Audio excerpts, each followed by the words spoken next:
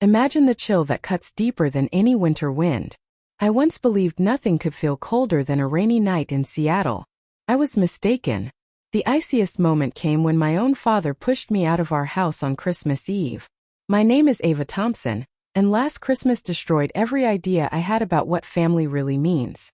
It all began when Grandpa Edward accidentally let a bit of gravy drip onto the fancy tablecloth. Dad's chair screeched as he stood up abruptly, the holiday music faded away, and he forced us both into the bitter cold, as if we meant nothing to him. That was the instant I discovered our family hid a secret valued at $2.3 billion. Let me pause for a second. Where are you tuning in from right now? Drop a comment with your location and one fun detail about where you're sitting. Maybe curled up on the sofa, riding the train, or winding down after a long day. Welcome to Echoes of Life, where real stories come alive. At first, the freezing air didn't even register. Shock wraps you up better than the warmest jacket.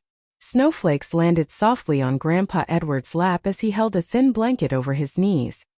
His breaths came fast and uneven, that familiar little pause he always had when fear hit, but he tried to hide it. "Ava, are you okay?" he asked in a low voice. I wasn't, but I nodded to reassure him. Behind us, the Thompson family home shone brightly. Cheerful music, happy voices, glowing lights. Like the evening was perfectly normal. I banged on the door desperately. "Dad, let us in. Grandpa could get seriously hurt out here." From inside, someone wondered aloud. "What's going on?" My father's sharp reply sliced through the air. "Nothing important. Just putting out the garbage." Garbage? He was talking about us. My eyes stung with tears, but I held myself together. If I fell apart, Grandpa would too. "Let's go," I said gently, guiding his wheelchair. "I'll get you somewhere safe." His icy, trembling hand grabbed my arm. "I'm so sorry," he murmured. "I never wanted you to witness this side of him." But I had glimpsed it before, in subtle moments, in hushed arguments, whenever Dad acted like Grandpa's shaky hands were nothing but a nuisance. That night simply ripped away every pretense. The ride to my small apartment dragged on forever. The car's heater sputtered twice and gave up entirely. I helped Grandpa inside and massaged warmth back into his fingers. "I don't belong here," he said softly. "I'm only holding you back. Send me to a care facility." "Absolutely not," I replied with determination. "You're staying right here with me. You're the only family I truly have." Tears welled in his eyes. That evening, I warmed up some food from my waitressing job and set up a simple bed next to his. He gently tucked a loose hair behind my ear. "You shouldn't give up your future for an old man like me." "This isn't giving up," I whispered back. "This is choosing what matters most to you." I figured that night marked the lowest point. Little did I know, it was actually the beginning of revelations that would transform my entire world. It was one of those rare peaceful Sundays. No exhausting double shifts, no blaring alarms at sunrise. I was washing a few plates when Grandpa cleared his throat. "Ava," he said, his voice unusually firm and clear. "Could you take me somewhere today?" I stopped cold. He hadn't requested an outing since the night Dad kicked us out. "Where to?" I asked cautiously. "You'll understand soon enough," he answered, sounding completely sure of himself. That confident tone worried me even more than his usual tremors. Part 2. Surviving the freeze in a tiny apartment.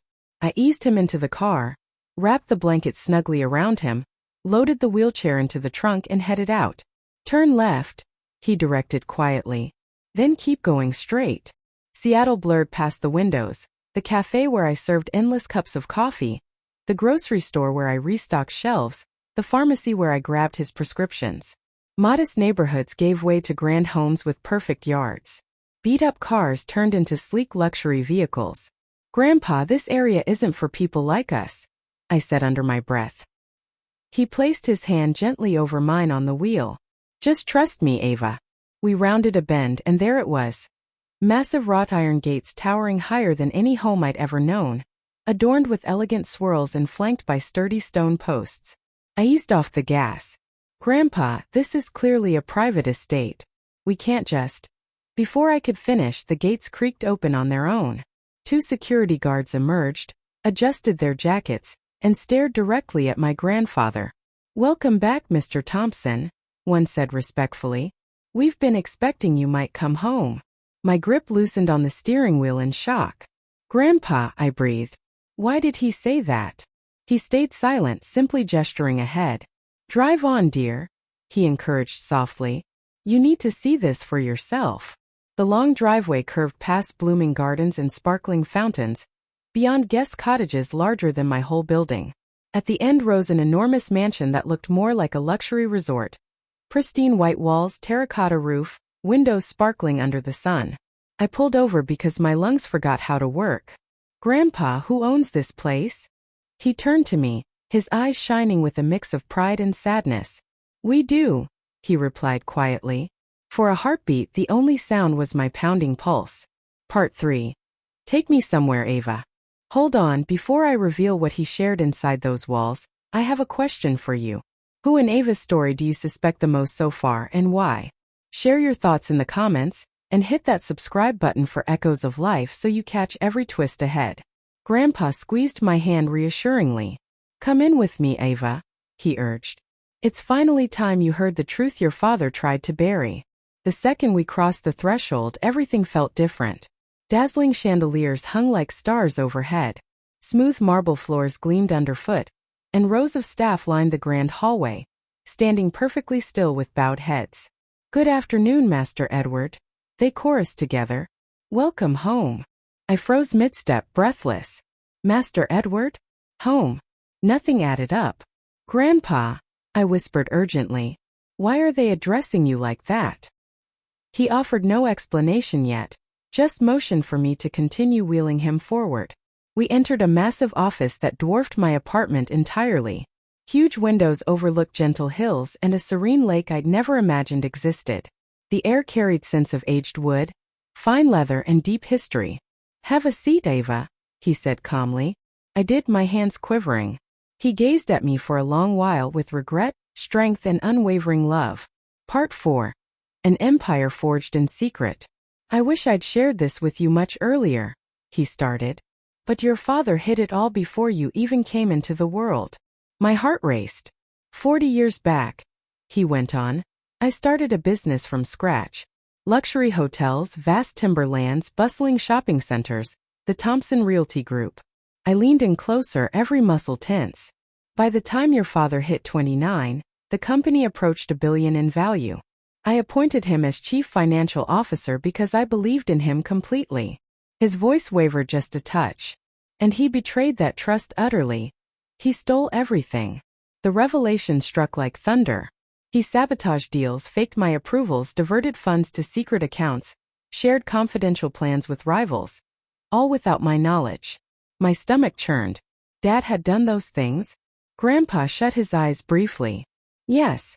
When I challenged him, he said the business would thrive once the old man was gone. A shiver ran through me.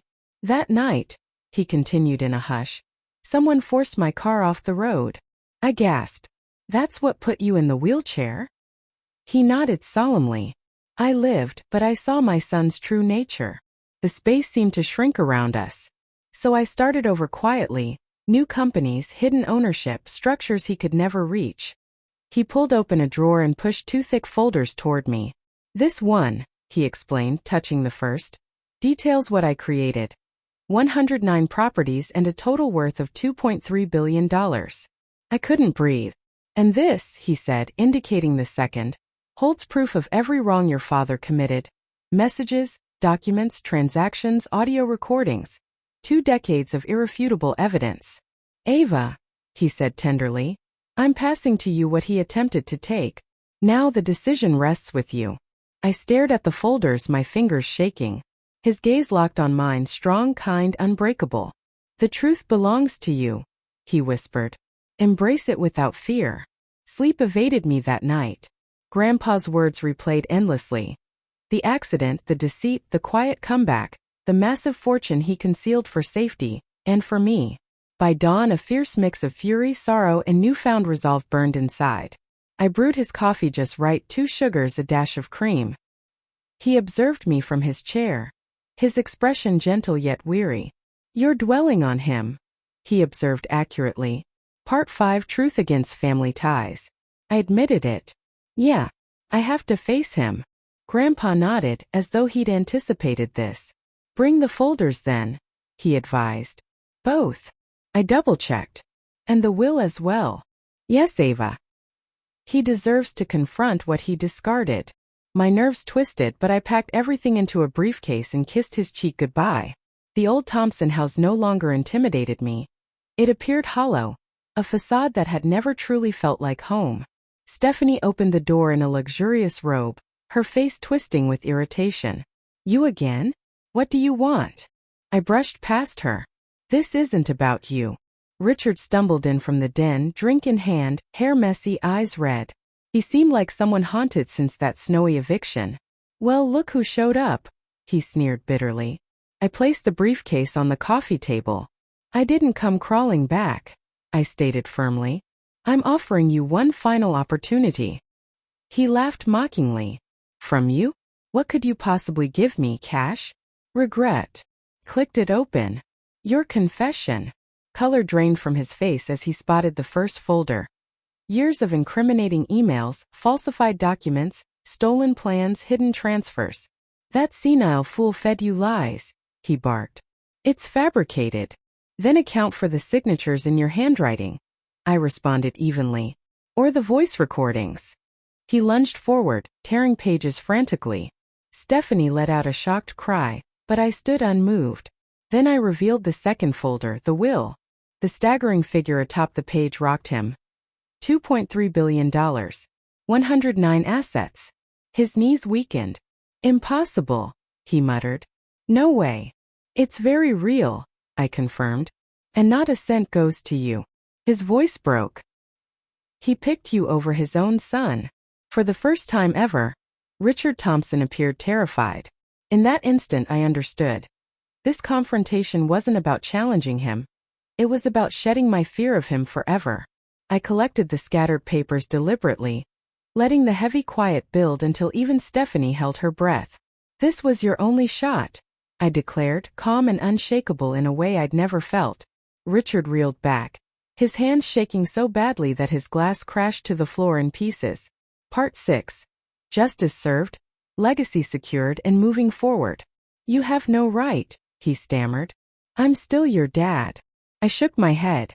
You lost that title the night you left us in the cold. Words failed him. Only raw awareness of the secrets he'd buried now exposed. I walked out without a backward glance. For once he was the one gripped by fear. I headed directly to the federal prosecutor's office, straight to Daniel Hayes, my old friend from childhood, the single person I trusted with this burden. As he examined the briefcase contents, his face changed dramatically. Ava, explain this. Proof of my father's crimes, everything. Mere minutes in, he stopped breathing normally. Soon after, quiet curses escaped him. This goes beyond theft, he said gravely. We're talking major federal offenses. Fraud across state lines, tax evasion, corporate espionage spanning decades. He met my eyes seriously. Filing this means no turning back. Are you certain? I shut my eyes, memories flooding. The snow, the forceful shove, Grandpa's fragile hands, the cruel word trash hanging in the air. When I looked again, my voice held steady. Yes. Do it. 3 days later, federal agents raided Thompson Holdings and led Richard Thompson away in cuffs. As news cameras captured the scene, his defiance crumbled into pure dread. Dread of exposure, of accountability, of the daughter he underestimated. Thank you for joining me on this journey. If this tale touched your heart, please like, share, and subscribe to Echoes of Life for more powerful real-life stories.